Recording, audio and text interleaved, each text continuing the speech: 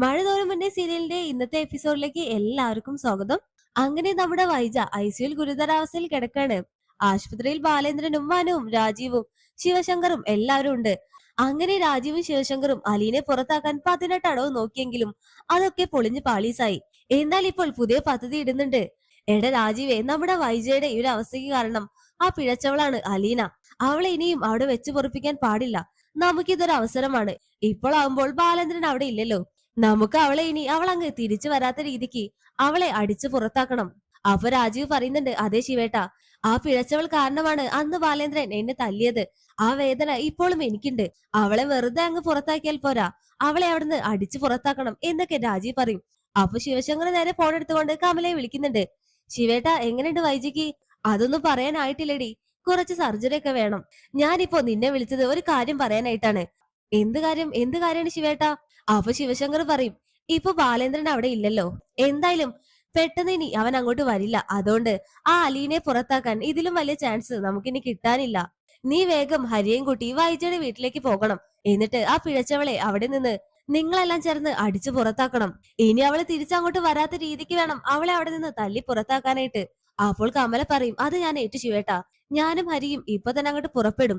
പിന്നെ ഒരു പ്രശ്നം ഉണ്ടല്ലോ ശിവേട്ടാ, കൃഷ്ണമോളില്ലേ അവിടെ? അവൾ എന്തായാലും അലീനയുടെ സൈഡാണ്. അവൾ എങ്ങനെയെങ്കിലും ബാലേന്ദ്രനെ വിളിച്ച് കാര്യങ്ങൾ പറഞ്ഞാലോ? ഏയ്, അതൊന്നും ഇല്ലടി. ഇനി പറയാണെങ്കിൽ നിങ്ങൾ അവളെ തടുക്കണം. മോളുടെ അമ്മയുടെ ഒരു അവസ്ഥ കാരണം അലീനയാണെന്ന് പറഞ്ഞുകൊണ്ട് അവളുടെ മനസ്സ് നിങ്ങൾ മാറ്റണം. ഓക്കെ ശിവേട്ട, ഞങ്ങൾ എന്തായാലും പുറപ്പെടാൻ പോവാണ്. എന്തായാലും ഞങ്ങൾ അവിടെ എത്തിയിട്ട് വിളിക്കാം എന്നെല്ലാം പറഞ്ഞുകൊണ്ട് കമല അവിടെ ഫോൺ വെക്കും. എന്നിട്ട് കമല മുത്തശ്ശിയോട് പറയും, അമ്മേ, ഞങ്ങൾ വൈജയുടെ വീട്ടിൽ പോയിട്ട് വരാം. അവിടെ പിള്ളേര് തനിച്ചല്ലേ. അവരെങ്ങനെയാടി തനിച്ചാവുന്നത്? അവിടെ അലീന ഇല്ലേടി? ഹോ, അലീന അവൾ ആരാണ്? അവൾ ആ വീട്ടിലെ കൊച്ചമ്മയൊന്നല്ലല്ലോ, വെറും വേലക്കാരിയല്ലേ. ശിവേട്ടൻ എന്നെ വിളിച്ചിരുന്നു. അവിടെ ആരും ഇല്ലാത്തത് കൊണ്ട് പിള്ളേരുടെ അടുത്തൊന്ന് പോയി നോക്കാൻ പറഞ്ഞു. അപ്പൊ തന്നെ മുത്തശ്ശിക്ക് ഒരു സംശയമൊക്കെ തോന്നുന്നുണ്ട്. ഇവളെന്തായാലും വൈജയുടെ മക്കളെ നോക്കില്ല. എന്തോ ഒരു ദുരിതാശമുണ്ടെന്ന് മുത്തശ്ശിക്ക് മനസ്സിലാകും. അങ്ങനെ കമല പറയും, അമ്മയ്ക്കുള്ള ഭക്ഷണവും വെള്ളവും മരുന്നും ഒക്കെ ഞാൻ ഇവിടെ വെച്ചിട്ടുണ്ട്. എന്നാ ഞങ്ങൾ ഇറങ്ങാൻ പോവാണ്. എന്നതാടി നീ പറഞ്ഞത്? ഞങ്ങളോ? നീ മാത്രല്ലേ പോകുന്നത്? അല്ലമ്മേ, ഹരിയുണ്ട്. നീ എന്തിനാടി അവനെയും കൊണ്ടുപോകുന്നത്? നിനക്ക് തനിച്ചു പോയാ പോരെ? അവിടെ പെൺകുട്ടികളുള്ള വീടാണ്. ദേ തള്ളെ, എന്റെ മകനെ കുറിച്ച് അനാവശ്യം പറഞ്ഞാലുണ്ടല്ലോ ഞാൻ കേട്ടിരിക്കില്ല എന്നൊക്കെ പറഞ്ഞ് കമല ഹരിയേയും കൂട്ടി അങ്ങ് പോകും. മുത്തശ്ശിയാണെങ്കിൽ ആകെ ടെൻഷനിലാണ്. അലീനെ വിളിച്ചൊന്ന് പറയാന്ന് വെച്ചാലോ, മുത്തശ്ശിയുടെ ഫോണും കാണുന്നില്ല. അങ്ങനെ കമലയും ഹരിയും വൈജയുടെ വീട്ടിലെത്തും. ബബിതയാണ് ഡോറെല്ലാം തുറന്നു കൊടുക്കുന്നത്. ആ ആന്റിയോ? അരിയേട്ടാ, കേറി വാ ആന്റി, കേറി വാ. മോളെ, രോഹിത് ഇല്ലേ ഇവിടെ? ആ ഉണ്ട് ആന്റി. ആ അതാ വരുന്നു. എന്നിട്ട് അവര് വന്ന കാര്യം പറയുന്നുണ്ട്. മക്കളെ, ഞങ്ങളിപ്പോ ഇങ്ങോട്ട് വന്നത് ആ അലീനയെ അടിച്ചു പുറത്താക്കാനായിട്ടാണ്. നിങ്ങളുടെ അമ്മ ഇപ്പോ മരണത്തോട് മല്ലടിച്ച് കിടക്കാണ് ഹോസ്പിറ്റലിൽ. ഇതിനെല്ലാം കാരണം ആ നാശം പിടിച്ചവളാണ്. ശിവേട്ടൻ എന്നെ വിളിച്ചിരുന്നു. നിങ്ങളുടെ അങ്കിൾ, ഇതിലും നല്ലൊരു അവസരം നമുക്കിനി കിട്ടാനില്ല. ബാലേന്ദ്രനാണെങ്കിൽ ഇപ്പൊ വരാനും പോകുന്നില്ല. അതുകൊണ്ട് അവളെ ഇനി ഇങ്ങോട്ട് വരാത്ത രീതിയിൽ ബലമായിട്ട് തന്നെ അടിച്ചു പുറത്താക്കാനായിട്ടാണ് ശിവേട്ടൻ പറഞ്ഞത്. അപ്പൊ രോഹിത്തും ബബിതയും പറയും, അത് തന്നെയാണ് വേണ്ടത് ആന്റി. ഞങ്ങളുടെ അമ്മയെ ഈ അവസ്ഥയിലാക്കിയ അവളെ ഇനി ഈ വീട്ടിൽ വേണ്ട. എന്തിനും ഏതിനും ഞങ്ങളുണ്ട് ആന്റി. അപ്പൊ കമല അവിടെ ഒന്ന് ഹരിയെ നോക്കി ചിരിക്കും. അങ്ങനെ ബബിത പറയും, ആന്റി, ഒരു പ്രശ്നമുണ്ട്. കൃഷ്ണമോൾ ഇവിടെയുണ്ട്. അവൾ അച്ഛനെ വിളിച്ച് പറയില്ലേ? അപ്പൊ കമല പറയും, അതാണ് ഒരു പ്രശ്നം. അവളെ നമുക്ക് കാര്യങ്ങളെല്ലാം പറഞ്ഞ് മനസ്സിലാക്കാൻ നോക്കാം.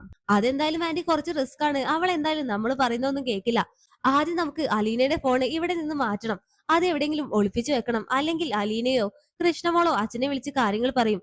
അപ്പൊ രോഹിത് പറയുന്നുണ്ട്, അതെന്തായാലും ഞാൻ ഏറ്റു. അങ്ങനെ പിന്നീട് കൃഷ്ണമോള് ഹാളിൽ ഇരുന്നോണ്ട് പഠിക്കാകും. അപ്പൊ കൃഷ്ണമോള് ചോദിക്കുന്നുണ്ട്, ആന്റി എപ്പോ എത്തി? ഞാനിപ്പോ വന്നതേ ഉള്ളൂ. എവിടെയാണ് നിന്റെ അലീന ചേച്ചി? അലീന ചേച്ചി അകത്തുണ്ട്. എന്താ, അടുത്ത വല്ല പണിയുമായിട്ട് വന്നതാണോ? അപ്പോൾ കമല കൃഷ്ണമോളുടെ അടുത്ത് പോയിട്ട് പറയും, അതേടി, പുതിയൊരു പണി കൊടുക്കാൻ വേണ്ടി തന്നെയാണ് ഞങ്ങളിപ്പോ ഇവിടേക്ക് വന്നത്. അലീനെ താങ്ങുന്ന ആ ഒരു പണി നീ ഇപ്പൊ നിർത്തിക്കോ. അവളെ ഞങ്ങൾ ഇവിടെ നിന്ന് നാട് കടത്താനായിട്ട് പോകാണ്. ഓ പിന്നെ നാട് കടത്താൻ പോകുന്നു പോലും. അങ്ങ് ചെല്ല്. നിങ്ങളൊക്കെ ആരായെന്നാ നിങ്ങളുടെ വിചാരം? രാജാക്കന്മാരും രാജ്ഞിമാരാണോ? വെറുതെ അച്ഛന്റെ കയ്യിൽ നിന്ന് വാങ്ങി കൂട്ടണ്ട, ഞാൻ പറഞ്ഞേക്കാം. അപ്പോൾ ഹരി പറയും, എന്നാൽ അതൊന്ന് കാണണല്ലോ. അവളെ ഇവിടെ നിന്ന് അടിച്ചിറക്കിയിട്ട് ഞങ്ങൾ പോകുന്നുള്ളൂ. എവിടെടി അവൾ എന്നൊക്കെ ഹരി ചോദിക്കും. അപ്പൊ കൃഷ്ണമോളോട് ഒന്നും പറയാതെ ഒരു പുച്ഛഭാവത്തോടു കൂടി ഹരിയെ നോക്കാണ്. അങ്ങനെ ഹരി അങ്ങ് അലീനയുടെ റൂമിലേക്ക് കയറി പോകുന്നുണ്ട്. അമ്മേ വാ, അവിടെ ഉണ്ടാകും അവളുടെ തുണി സാധനങ്ങളൊക്കെ. അതൊക്കെ എടുത്ത് ഇപ്പൊ തന്നെ പുറത്ത് കളയണം എന്നെല്ലാം പറഞ്ഞുകൊണ്ട് ഹരിയും കമലയും ചേർന്ന് അലീനയുടെ ബാഗും ഡയറിയും അലീനയുടെ എല്ലാ സാധനങ്ങളും വലിച്ചു വാരി പുറത്തേക്ക് ഇടാണ്. അപ്പൊ കൃഷ്ണമോള് ചോദിക്കും, നിങ്ങൾ എന്തേ കാണിക്കുന്നേ? ഞാൻ ഇതിപ്പോ തന്നെ എന്റെ അച്ഛനെ വിളിച്ച് പറയാൻ പോവാണ്. അപ്പോൾ ബബിത പറയുന്നുണ്ട്, അറിയിച്ചോടി. അച്ഛനെ വിളിക്കാൻ നിനക്ക് ഫോണ് വേണ്ടേ? നിന്റെ ഫോണൊക്കെ ഞങ്ങൾ മാറ്റി വെച്ചിട്ടുണ്ട്. അപ്പോൾ ഈ ഒരു ഒച്ചയും വിളിയും കേട്ട് കിച്ചണിൽ നിന്ന് അലീന ഓടി വരും. അപ്പോ ഹരി അവിടെ അലീന ഒരു വൃത്തികെട്ട നോട്ടൊക്കെ നോക്കുന്നുണ്ട്. എന്താ എന്താ കൃഷ്ണമോളെ ഇവിടെ? ഇവരൊക്കെ എന്തിനാണ് എന്റെ സാധനങ്ങൾ എടുത്ത് പുറത്ത് കളയുന്നത്? അപ്പൊ രോഹിത് പറയും, ഞാൻ പറഞ്ഞു തരാടി, നിന്നെ ഇവിടെ നിന്ന് അടിച്ച് പുറത്താക്കാൻ ഞങ്ങൾ പോവാണ്. ഇപ്പൊ നിന്നെ രക്ഷിക്കാനായിട്ട് ഇവിടെ ആരും തന്നെ ഇല്ല. ഇനി നീ എന്ത് ചെയ്യുമെടി? അപ്പൊ ഹരി കമല കേൾക്കാതെ അലീനയുടെ അടുത്ത് പോയിട്ട് പറയും, നിന്നെ ഒരിക്കൽ ഞാൻ ആഗ്രഹിച്ചതാടി, നിന്നെ ഇപ്പൊ എന്ത് ചെയ്താലും ആരും തന്നെ ചോദിക്കാൻ വരില്ല. അപ്പോൾ അലീന പറയുന്നുണ്ട്, ധൈര്യം ഉണ്ടെങ്കിൽ നീ ഒന്ന് എന്നെ തൊട്ട് നോക്കടാ എന്ന് പറയുമ്പോ രോഹിത്തും ഹരിയും മുഖാമുഖം നോക്കി ചിരിച്ചോണ്ട് അലീനയുടെ കയ്യിൽ കയറി പിടിക്കും. അന്നേരം കമലയും ബബിതയും ഇവരൊക്കെ റൂമിന് പുറത്താകും. കൃഷ്ണമോളാണെങ്കിൽ ബാലേന്ദ്രനെ വിളിക്കാനായിട്ട് ഫോൺ തിരയുന്നു. അങ്ങനെ അലീനയുടെ കയ്യിൽ കയറി പിടിക്കുമ്പോൾ അലീന പറയുന്നുണ്ട്, വിടടാ. ഇല്ലടി വിടില്ല, ഇന്ന് ഞങ്ങൾ നിന്നെ അടിച്ചു പുറത്താക്കും. അപ്പോൾ അലീന ഇവരുടെ കയ്യിൽ നിന്ന് രക്ഷപ്പെടാനായിട്ട് അവിടെയുള്ള ഒരു കുപ്പി അടിച്ചു പൊട്ടിക്കും. എന്നിട്ട് ആ ഒരു പൊട്ടിയ കുപ്പി ഇവർക്ക് നേരെ നീട്ടിയിട്ട് പറയും, എന്റെ ദേഹത്തെങ്ങാനും തൊട്ടാൽ നീയൊന്നും ഇവിടുന്ന് ജീവനോടെ പോകില്ല. അപ്പൊ കമലയും ഭവിതയും ഓടി വരുന്നുണ്ട്. കുപ്പിയൊക്കെ പൊട്ടുന്ന ശബ്ദം കേട്ടിട്ട്, ദേ നിങ്ങളുടെ മോനെ നിങ്ങൾ അടക്കി നിർത്തിക്കോ. മറ്റു പെൺകുട്ടികളുടെ അടുത്ത് പെരുമാറുന്നത് പോലെ എന്റെ അടുത്ത് വന്നാൽ ഇവന്റെ മരണം എന്റെ കൈകൊണ്ടാകും. അപ്പൊ കമല ഹരിയെ ഒരു നോട്ടം നോക്കും. ഓ, ഇവൻ എന്റെ വയറ്റിൽ തന്നെ പിറന്നല്ലോ എന്നും പറഞ്ഞുകൊണ്ട് കമൽ ഒരു നോട്ടം നോക്കുന്നുണ്ട്. ഹരി അപ്പൊ തലയും താത്തി നിൽക്കും. ഭവിതയാണെങ്കിലോ രോഹിത്തിനെ ഒരു പുച്ഛഭാവത്തോടു കൂടി നോക്കുന്നുണ്ട്. അങ്ങനെ അലീന പറയും, നിങ്ങൾ ഇവിടുന്ന് പോവാതെ ഞാൻ ഈ കുപ്പി കഷ്ണം താഴെ ഇടില്ല. എന്റെ മരണത്തിന് നിങ്ങളൊക്കെ ഉത്തരം പറയേണ്ടി വരും. അപ്പൊ രോഹിത്ത് നാട് പുറകിലോട്ട് വലിയുന്നുണ്ട്. കമലൊക്കെ ആകെ ഞെട്ടലോട് കൂടി നോക്കും. ഇതോടുകൂടി ഇവർക്ക് മനസ്സിലായി അലീനെ പുറത്താക്കാൻ കുറച്ച് പണിയാണെന്ന്. അങ്ങനെ കൃഷ്ണമോള് അലീനയുടെ ഫോൺ കണ്ടുപിടിക്കും. എന്നിട്ട് ബാലേന്ദ്രനെ വിളിച്ച് കാര്യങ്ങളെല്ലാം പറയുന്നുണ്ട്. അച്ഛാ, ഇവിടെ ഹരിയേട്ടനും കമലാന്റിയും വന്നിട്ടുണ്ട്. അലീന ചേച്ചിയെ പുറത്താക്കാൻ വേണ്ടിയിട്ടാണ് ഇവരിവിടെ വന്നത്. അച്ഛൻ വേഗം ഒന്ന് ഇങ്ങോട്ട് വാ. ചേച്ചി ഒരു കുപ്പി കഷ്ണം പിടിച്ചോണ്ട് നിൽക്കാണ്. അപ്പൊ ബാലേന്ദ്രൻ പറയും, മോളെ നീ പേടിക്കണ്ട, ഞാൻ മനുവിനെ ഇപ്പൊ തന്നെ അങ്ങോട്ട് വിടാം. അപ്പൊ വിവരങ്ങളെല്ലാം അറിഞ്ഞുകൊണ്ട് മനു ഓടി വരുന്നുണ്ട്. മനു വരുമ്പോ കാണുന്ന കാഴ്ച കമലയും രോഹിത്തും ഹരിയും ഭവിതയും ഇവരെല്ലാം നോക്കി നിൽക്കെ അലീന ഒരു കുപ്പിച്ചിലും പിടിച്ചോണ്ട് തന്റെ വയറ്റിലേക്ക് തന്നെ കുത്താൻ നിൽക്കുന്ന പോലെയാണ്. മനു വേഗം വന്നിട്ട് പറയും, അലീന നീ എന്താ കാണിക്കുന്നേ? നീ അത് താഴ്ത്തിട്ടെ എന്നെല്ലാം പറഞ്ഞുകൊണ്ട് മനു അലീനയുടെ കയ്യിൽ നിന്നും ആ ഒരു കുപ്പി കഷ്ണം വാങ്ങി വലിച്ചെറിയും. അപ്പോൾ അലീന മനുവിനെ കെട്ടിപ്പിടിച്ചുകൊണ്ട് കരയും, എനിക്ക് ഇവിടുന്ന് പോകേണ്ട മനുവേട്ടാ, അച്ഛൻ പറയാതെ എനിക്ക് ഇവിടുന്ന് പോകാൻ പറ്റില്ല എന്നൊക്കെ പറയുമ്പോൾ അലീനയുടെ കരച്ചിലെല്ലാം കാണുമ്പോ മനുവിന് അവിടെ സങ്കടമാവുന്നുണ്ട്. മനു ചോദിക്കും, അമ്മയ്ക്ക് നാണമില്ലേ? വൈജാന്റി ഹോസ്പിറ്റലിൽ മരണത്തോട് മല്ലിട്ട് കിടക്കുമ്പോൾ ഇവിടെ വന്ന് ഈ പ്രഹസനൊക്കെ കാണിക്കാൻ നിങ്ങൾക്കൊക്കെ ആരാണ് അധികാരം തന്നത്? എന്റെ അങ്കിളിന്റെ വീട്ടിൽ വന്നിട്ട് ഇവളെ പുറത്താക്കാൻ അമ്മയാണോ ഇവളെ ഇങ്ങോട്ട് കൂട്ടിക്കൊണ്ടുവന്നത്? അല്ലല്ലോ. അപ്പോൾ കമല പറയും, ദേ മനു, ഇവളുടെ ഭാഗം നിന്നോണ്ട് നീ വല്ലാണ്ട് എന്റെ അടുത്ത് ചലക്കണ്ട. വൈജയ്ക്ക് ഇപ്പോൾ ഈ ഒരു അവസ്ഥ വരാൻ കാരണം ഈ നിൽക്കുന്ന അലീനയല്ലേടാ. പിന്നെ ഇവളെ ഇവിടെ നിന്ന് പുറത്താക്കാതെ ഞങ്ങൾ എന്തായാലും പോവാൻ ഉദ്ദേശിക്കുന്നില്ല. അപ്പൊ മനു പറയും, നിങ്ങൾക്കുള്ളതൊക്കെ എന്റെ അങ്കിള് തന്നോളും.